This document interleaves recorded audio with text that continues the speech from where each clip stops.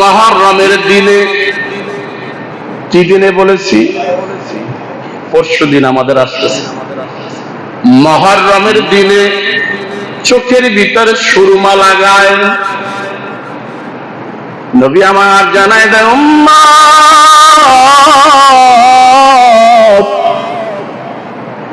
ওই দিনের সুরমার বিনিময়ে তোমাদের চক্ষু ওঠে, চক্ষুর ভিতরে যন্ত্রণা হয়।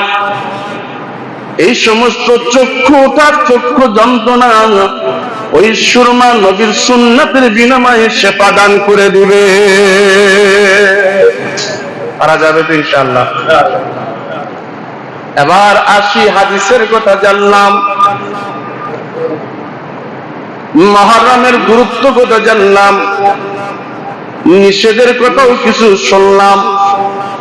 এই মুহররম মাসে ইমাম হুসাইন শাহাদাত বরণ করেছে কারবালার ময়দানে।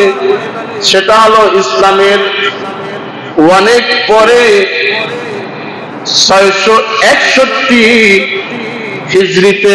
কত বলছি? 661 হিজরিতে। এর আগে আল্লাহ তাআলা এই মুহররম মাসে অনেক ঘটনা ঘটিয়েছে, এখনো কিছু ঘটাবে। একটা হাদিস আপনাদেরকে স্পষ্ট করে দিতে চাই।